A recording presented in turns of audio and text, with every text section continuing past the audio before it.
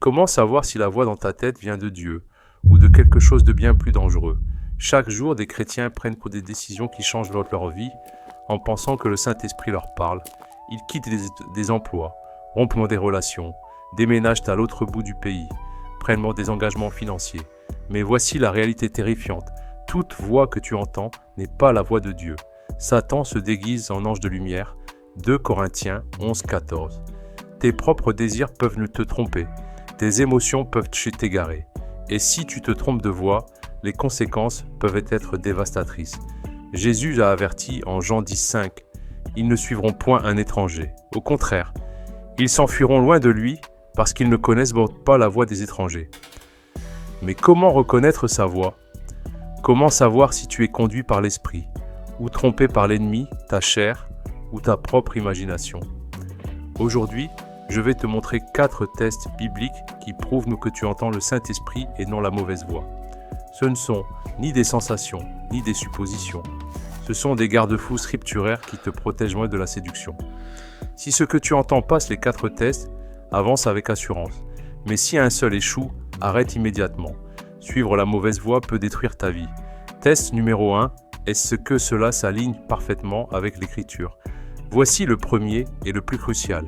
Le Saint-Esprit ne contredira jamais la parole de Dieu. Ésaïe 8:20. À la loi et au témoignage. Si l'on ne parle pas ainsi, il n'y aura point d'aurore pour le peuple. Le Saint-Esprit a inspiré l'Écriture. 2 Pierre 1:21. Il ne te dira jamais quelque chose qui contredit ce qu'il a déjà écrit. Jamais. Si cette voix te dit de quitter ton conjoint sans motif biblique de divorce, poursuivre une relation amoureuse avec un non-croyant, mentir, tricher ou manipuler pour avancer, entretenir l'amertume et refuser de pardonner, désobéir aux autorités que Dieu a placées sur toi, cesser de te rassembler avec le peuple de Dieu, ce n'est pas Dieu, c'est la tromperie. La voix de l'Esprit harmonise toujours avec l'Écriture. Toujours, s'il existe ne serait-ce qu'un soupçon de contradiction, ce n'est pas lui. Là où beaucoup se laissent tromper, ils ne connaissent pas assez l'Écriture pour éprouver ce qu'ils entendent. Ils fonctionnent au sentiment plutôt qu'à la vérité. Exactement ce que veut Satan. Acte 17, 11. Loue les Béréens. Ils recevaient la parole avec beaucoup d'empressement et examinaient chaque jour les Écritures pour voir si ce qu'on leur disait était exact. S'ils ont éprouvé l'apôtre Paul à l'aune de l'Écriture, à combien plus forte raison devrais-tu éprouver les voix que tu entends? Teste-toi. Quand tu penses que Dieu parle, vérifies-tu immédiatement avec l'Écriture? Ou présumes-tu que c'est Dieu parce que ça semble juste? Le Saint-Esprit ne te demandera jamais de violer sa parole. Si ce que tu entends contredit l'Écriture d'une quelconque manière, rejette-le aussitôt. Ce n'est pas la voix de Dieu, c'est un mensonge de l'ennemi ou de ton propre cœur trompé. Test numéro 2. Quel fruit cela produit-il? Le deuxième test est simple mais puissant. Quel fruit cette voix produit-elle dans ta vie? Galates 5, 22 à 23 énumère le fruit de l'esprit. Amour, joie, paix, patience, bonté, bienveillance, fidélité, douceur, maîtrise de soi. Quand le Saint-Esprit parle, sa voix produit son fruit. Même quand il convainc de pécher ou appelle à une obéissance difficile, on y trouve une paix sous-jacente, un amour surnaturel, une douceur ferme. Mais quand l'ennemi parle ou ta chair, le fruit est autre. Galates 5, 19 à 21, impudicité, impureté, inimitié, querelle, jalousie, emportement, dispute, division, envie. Éprouve ce que tu entends par le fruit que cela produit. Paix ou anxiété, point, chaos. Amour ou amertume, luxin, haine. Patience ou urgence, frénétique, pression. Douceur ou rudesse, condamnation. Maîtrise de soi ou impulsivité, comportement téméraire. La voix de l'ennemi crée le chaos, la peur, la condamnation et l'urgence. Fais-le maintenant ou tu louperas la volonté de Dieu. La voix de l'esprit crée la paix, la clarté, une confiance patiente, même lorsqu'il appelle à une obéissance exigeante. 1 Corinthiens 14, 33. Dieu n'est pas un Dieu de désordre, mais de paix. Teste-toi. Quand tu sens une direction, que produit-elle en toi? Le fruit de l'esprit ou celui de la chair? Si ce que tu entends génère une anxiété constante, t'entraîne au péché, produit amertume ou chaos, ce n'est pas le Saint-Esprit. La voix de Dieu reproduit son caractère, même quand c'est difficile. Test numéro 3. Pointe-t-elle vers Jésus, pas vers toi? Le troisième test, le Saint-Esprit glorifie toujours Jésus, jamais toi. Jean 16, 14, il me glorifiera parce qu'il prendra de ce qui est à moi et vous l'annoncera. La mission première du Saint-Esprit est de mettre Jésus au centre, d'exalter Christ et de te rendre semblable à lui. Sa voix te conduira toujours à adorer Jésus, dépendre davantage de Christ, t'humilier devant Dieu, reconnaître ton besoin de grâce. La voix de l'ennemi ou de ta chair fait l'inverse. Elle enfle ton ego, te fait te sentir spécial, nourrit l'orgueil. Dieu t'a toi choisi, crée l'indépendance. Tu n'as pas besoin de redevabilité. Focalise sur tes dons, ta plateforme, ton succès. Te mets au centre et relègue Jésus en marge. C'est ainsi qu'on repère les faux prophètes et faux enseignements. Ils font grand cas d'eux-mêmes et peu de Jésus. Ils parlent qu'au de leurs révélations, leurs expériences, leur autorité.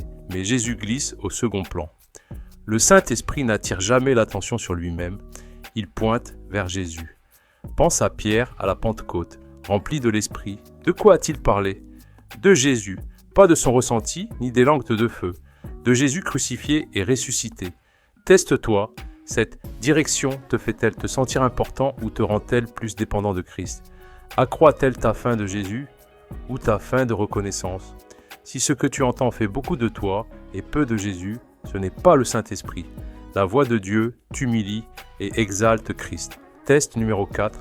Est-ce confirmé par des conseils pieux et les circonstances? Quatrième test. Dieu parle rarement en vase clos. Proverbe 11,14.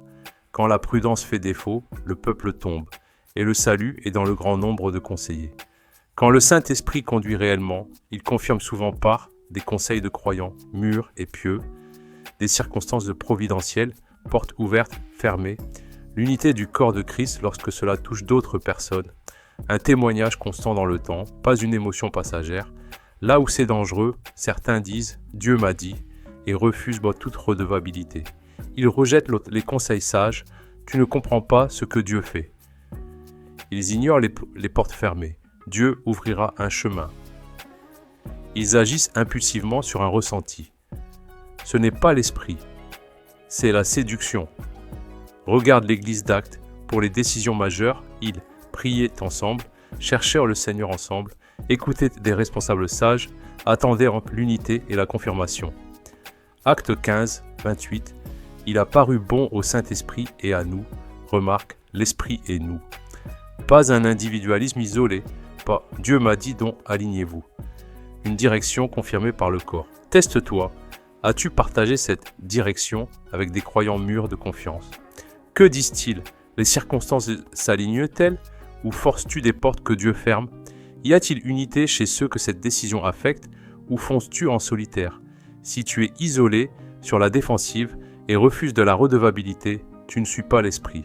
Tu suis l'orgueil et l'orgueil mène à la ruine. Jean 10, le voleur ne vient que pour voler, égorger et détruire. Moi, je suis venu afin que les brebis aient la vie et qu'elles l'aient en abondance. L'ennemi veut te détruire en te faisant suivre la mauvaise voie. Il se déguise, il cite l'écriture hors contexte, il te fait te sentir spirituel et spécial. Mais le Saint-Esprit veut te conduire dans la vie abondante. Une vie qui glorifie Christ, porte du fruit et édifie son royaume. Éprouve tout, ne sois pas naïf, n'assume pas que toute impression spirituelle vient de Dieu. Première épître aux Thessaloniciens, 5, 20 et 1 à 22. Examinez toutes choses, retenez ce qui est bon. Abstenez-vous de toute forme de mal. 1 Jean 4, 1. N'ajoutez pas foi à tout esprit, mais éprouvez les esprits pour savoir s'ils sont de Dieu, car plusieurs faux prophètes sont venus dans le monde. Comment grandir pour entendre la voix de Dieu? Imprègne-toi de l'écriture. Tu ne peux pas éprouver ce que tu entends si tu ne connais pas la parole. Cultive l'intimité avec Jésus. Plus tu passes de temps avec lui, plus tu reconnais sa voix. Soumettre-toi à une redevabilité pieuse. Entoure-toi de croyants mûrs qui te diront la vérité. Observe le fruit. Regarde ce que chaque voix produit en toi. Marche dans l'humilité. L'orgueil te rend inenseignable. L'humilité te garde en sécurité. Jésus a dit en Jean 10, 27, « Mes brebis entendent ma voix, je les connais et elles veulent me suivre. » Tu peux entendre sa voix clairement, mais tu dois tout éprouver selon l'écriture, le fruit, la christocentrité et la confirmation pieuse. Ne te laisse pas tromper, l'ennemi rôde comme un lion rugissant. 1 Pierre 5, 8. Il cherche des chrétiens à tromper, distraire et détruire. Mais Jésus dit, Jean 10,14, « Je suis le bon berger, je connais mes brebis et mes brebis me connaissent. » Ne bouge pas sur un simple ressenti. Ne prends pas de décision majeure sur des impressions non éprouvées. Éprouve tout, retiens ce qui est bon. Suis la véritable voie du berger.